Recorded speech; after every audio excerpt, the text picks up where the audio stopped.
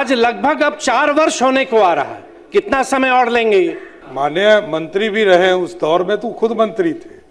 लेकिन जहां तक इस पूरी व्यवस्था का मामला है, 2025 में ही पद का सृजन हुआ है, इसको जल्द से जल्द भरा जाएगा, इसमें कहा दो मत। अध्यक्ष महोदय, उत्तर प्राप्त है। मैं माननीय मंत्री महोदय से सिर्फ इतना जानना चाहूँगा, मेरे प्रश्न में है कि जो लखनौर प्रखंड में सीएचसी निर्मित है, उसी कैंपस में 20 शैय्या का प्री फैब की एक भवन की निर्माण और की गई है, और माननीय मंत्री महोदय ने ही अपने उत्तर में सीएचसी का भी जिक्र कर दिया है, इसलिए मैं उस सीएचसी पे भी माननीय मंत्री से मैं प्रश्न पूछना चाहूँगा।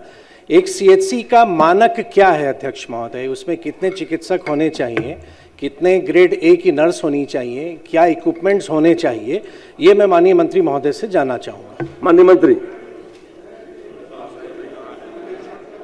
मंत्री अगले वित्तीय वर्ष में जो भी है वो सब पूरा कर लिया जाएगा। माननीय मंत्री। अध्यक्ष महोदय, मैं समझ सकता हूं कि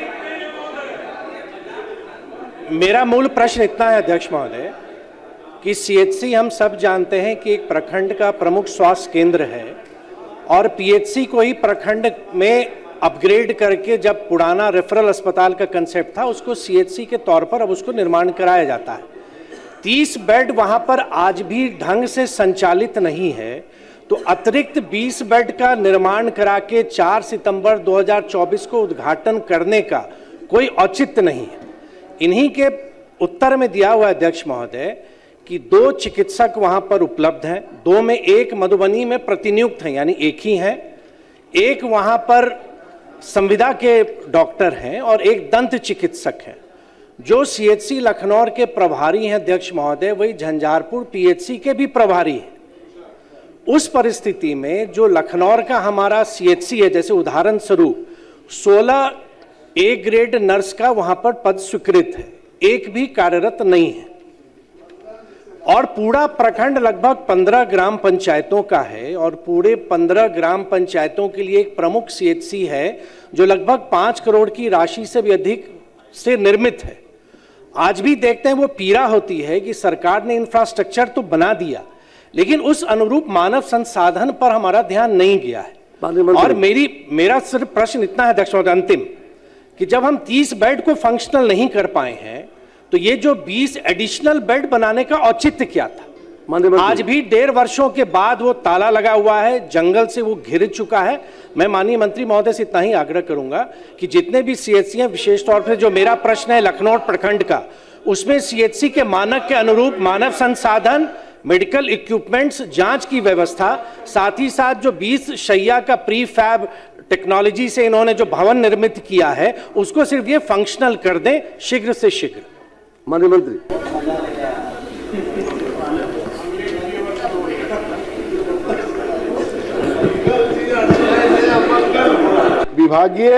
विभागीय राज्यादेश संख्या 550-10 दिनांक 11/4/2005 द्वारा मानक के अनुरूप पद सृजन किया गया है। चिकित्सक एवं अन्य कर्मियों की उपलब्धता के आधार पर पदस्थापना की कार्रवाई की जा रही है। साथ निश्चय 3/2025-30 अंतर्गत सामुदायिक स्वास्थ्य केंद्र को विशिष्ट चिकित्सा केंद्र के रूप में विकसित करने हेतु कार्रवाई की जा रही है। हम चाहते हैं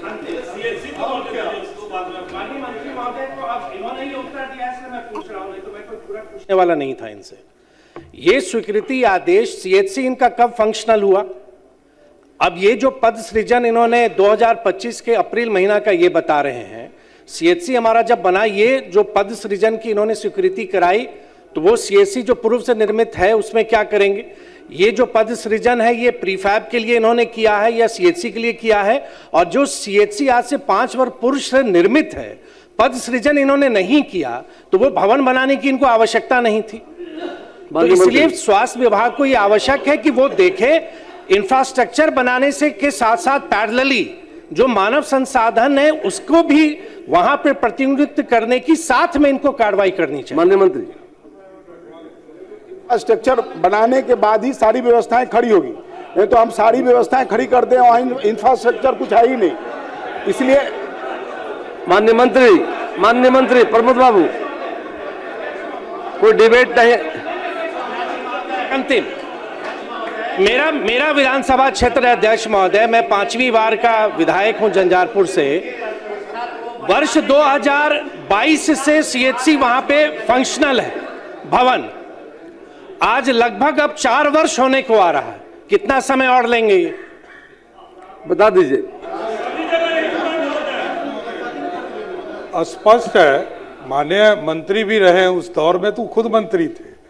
लेकिन जहां तक इस पूरी व्यवस्था का मामला है, 2025 में ही पद का सृजन हुआ है, इसको जल्द से जल्द भरा जाएगा, इसमें कहा दो मत है।